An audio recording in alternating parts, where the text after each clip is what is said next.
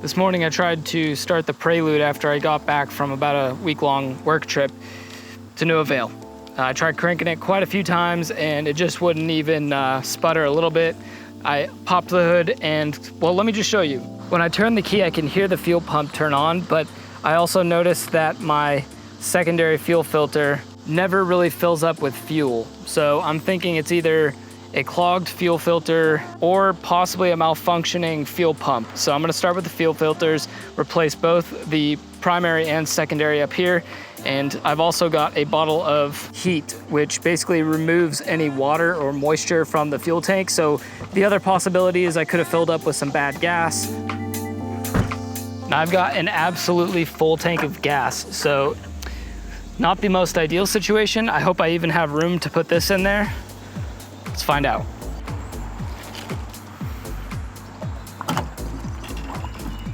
All right, 1 bottle of heat. Hopefully that helps. Now to gain access to the fuel filter that is near the fuel tank itself, at least on these dual carb motors, I think this filter is in the same location on the SIs, but it's located behind the brake assembly. I think it's probably supposed to be mounted somewhere, but mine kind of just dangles there. But right behind the caliper and the strut, you'll find the other fuel filter. I got the old filter out. Doesn't look too good. Definitely some brown fluid, yuck. So I think I might even saw this thing open and see what it looks like inside. I would say that's pretty well roasted. I don't think there's a good part of filter left in that thing. Oh my. Look at that grime in there.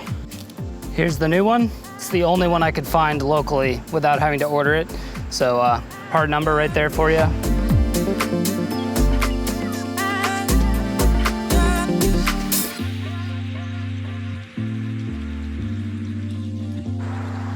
Secondary fuel filter. Looks to be in about the same shape as the primary, so very plausible cause for my no start issue. I've got the secondary filter in just down there, if you can see it, the shiniest thing in this engine bay. And I'm gonna go ahead and try and start the Prelude now.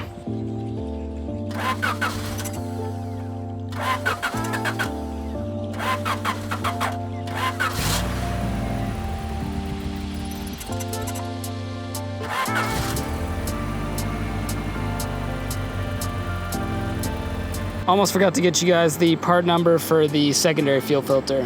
That's the one I used. Fortunately, changing the fuel filter seemed to have done the trick.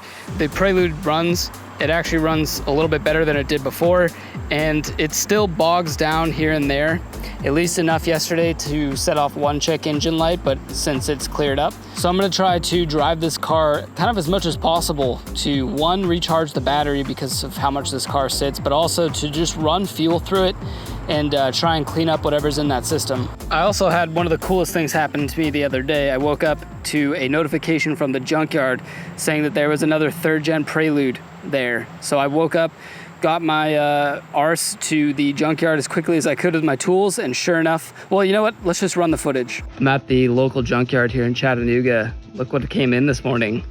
I woke up, got the notification, and came right over. It's an '89 Prelude. It's got fog lights. Let's freaking go. I'm going to have, oh my gosh. Guys, it's perfect. Are you kidding me? All the bits and pieces are there. It's even got a clock cover. Full taillight set, no rust.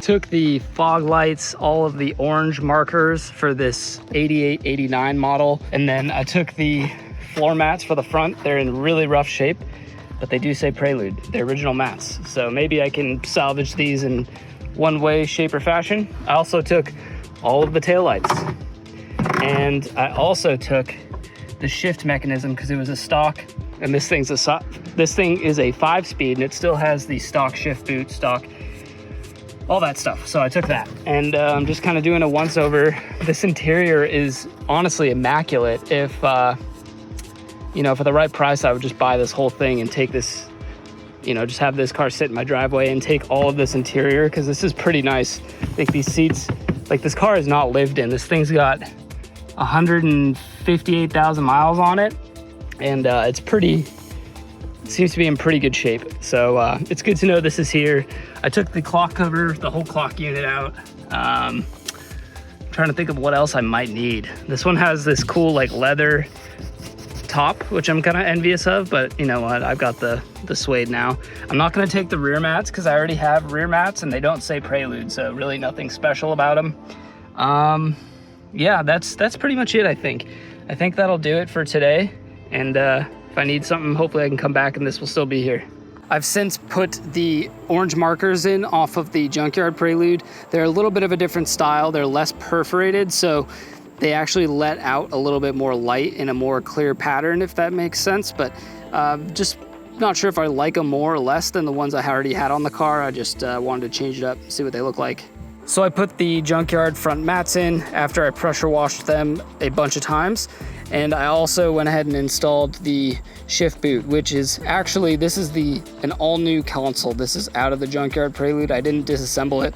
So this is that entire console piece, which is kind of cool because that means that the paint that I used to actually paint the rest of the interior matches pretty darn close to the OEM black interior. But now I'm kind of at a standstill because I want to get back to work on all of this rust and body work, but it's, guys, it's starting to feel overwhelming. I'm not gonna lie. I'm trying to just remember I'm tackling this panel by panel, but there's been a few spots that I need to, actually on the other side, there's a few spots that I'm gonna need to touch up. There's some rust forming on the underside of this one here. One of you guys actually left me a pretty interesting comment though about the type of primer that I'm using, and telling me in his own experience that he also used a cheaper primer like this and the rust will come through. And I feel like that's totally plausible. You know, I'm trying to just get as much of the bulk dealt with so that way I can clearly see the issues as they come through this primer. However, with that being said, I may just need to switch up the primer that I'm using altogether so that way I'm not prone to having to go back over the work I've already done to take off more rust that I thought I had already removed. And on top of all that, I have a mouse problem in the Prelude. I've seen him. He runs across my passenger seat. I'm gonna take some bait here. I've put some peanut butter with a little bit of uncooked rice. Not sure if that will work, but we're gonna set the trap kind of underneath the seat. I'm not even gonna put it out in the middle of the carpet in his runway. I think he would think that's too obvious, right? So I'm trying to think of, you know, 2 steps ahead of the mouse. I'm gonna put it under the seat. That way he thinks he's nice and secure. No one's watching. He can go try and get the food and whap. So I'm gonna set it real quick. You just twist it. Now it's set. The trap has been placed. Now we wait. This section right below the driver's side trim is another main issue of rust on this car. So I will really want to take care of this, but I'm also afraid to take the trim out in fear of breaking clips. But I don't know why I'm afraid. It has to get done. It has to be pulled off at some point and the rust has to be taken care of. Otherwise, it's just gonna keep getting worse. So I think I'm gonna try and do my best to take off this window trim and see if we can't reveal the rust that's underneath it. I almost don't even wanna use tools in fear of breaking something. I might maybe just be able to do this with my hands. Maybe not. Trim tool.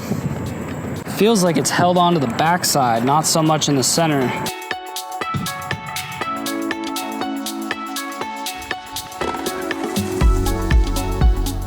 Well, this is not going well. That didn't sound good. Now it's seeming that this piece runs underneath this piece, so therefore this piece needs to come off first. Ugh, yeah, this is not going great. It's just cracking immediately. So we were, well, let's see, we'll pull this off. I was 0 for 1, 2, 3, 4, 5, and this big chunk here, I'll call that's at least worth 2 or 3 clips.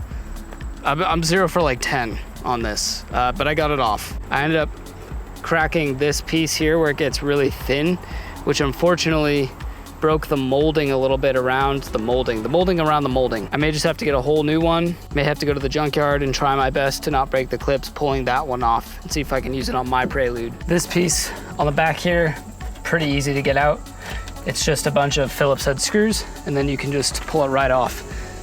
That's probably gonna be the easiest one of this entire car.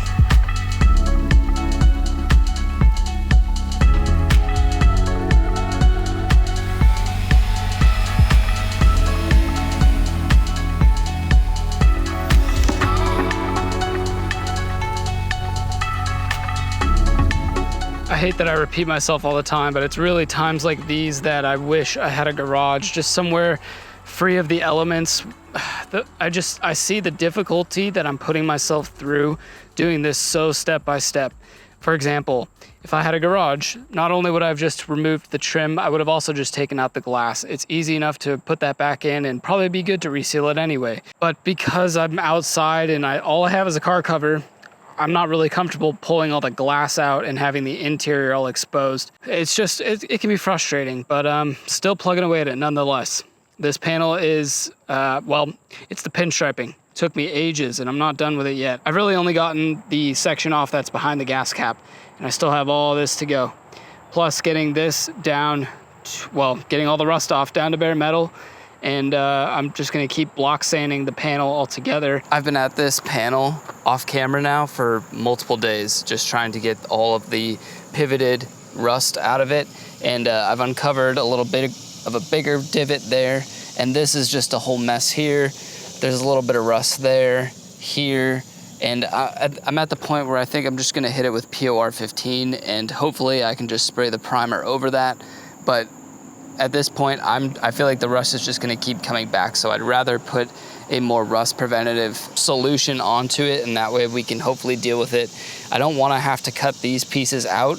I'd really like to cut this out later on and put something new in there, and then also down here and deal with that. But I think the POR 15 will just seal it all in. So first I'm gonna use the cleaner degreaser, hit all of the exposed metal with that, followed up by the metal prep, and then the actual POR 15.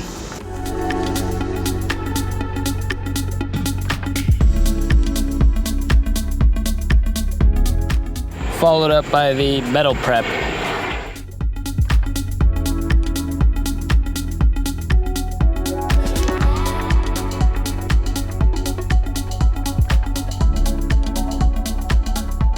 Post POR 15, I let it dry overnight. It's glossed over pretty good and is definitely very, very dry.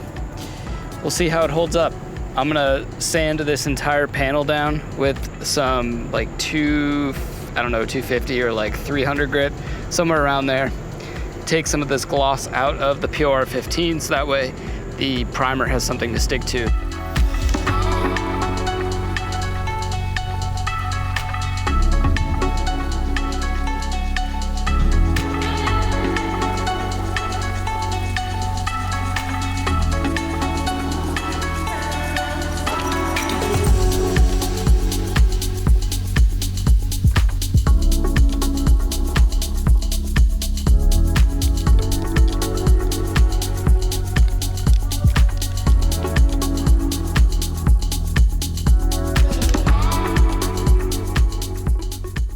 I'm gonna be putting in these new taillights that I got off the Junkyard Prelude. They're gonna go in. I'm nothing particularly wrong with my old set. They do leak water, so hopefully these ones don't. I've never run into a set that didn't, so not holding my breath or anything. But I figured good time to swap them all out. I at one point took my old headlights and used some silicone on this seam here to try and seal them up, but it didn't work. So these ones are nice and clean, no silicone. I'm gonna put these in and make the back end of the Prelude look that much better.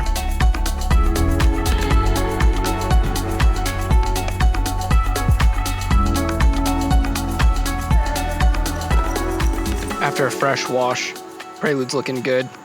Really excited to have this entire quarter panel hopefully done with for now. It's coming along, guys.